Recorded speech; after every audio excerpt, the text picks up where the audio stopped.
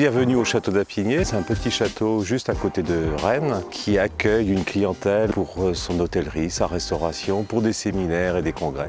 Ça fait plus de 30 ans que je suis au château d'Apigné et que l'on développe le château d'Apigné pour pouvoir offrir toujours une meilleure qualité dans un meilleur environnement possible. Nous avons toujours été très impliqués dans une démarche environnementale. C'est pourquoi nous avons en 2009 décidé de nous inscrire dans la démarche de la certification de l'écolabel européen. J'étais assez content de mes équipes qui m'avaient bien aidé pour pouvoir aller dans cette démarche.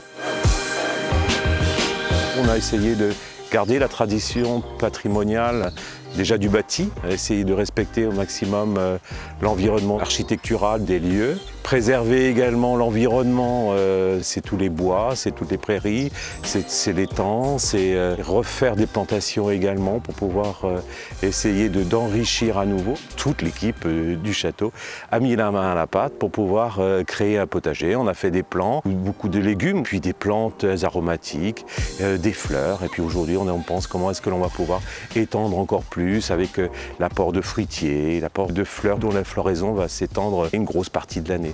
Dans le domaine du château, on a quand même un environnement. On a des pommiers, des figuiers, enfin, il y a déjà beaucoup de choses, le foin, on a beaucoup de choses déjà en place. Et puis avec les confinements, on a eu le temps de mettre en place le jardin. Si avant on jetait les fans de certains légumes, maintenant on les utilise aussi pour aussi apporter du goût, parce qu'aujourd'hui c'est peut-être plus entré aussi dans les mœurs de pouvoir les consommer, mais aussi de les travailler différemment, les mettre en sauce, enfin, il y a énormément de choses qu'on peut faire avec.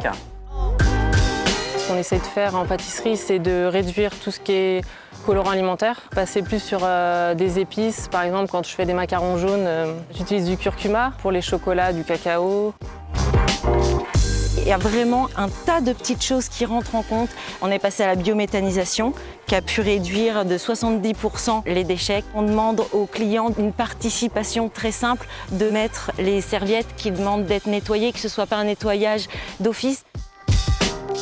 Toute cette activité, il faut qu'elle soit en adéquation avec l'environnement sans le dénaturer. C'est une activité qui se veut en communion. La communion avec l'humain et la nature est très importante.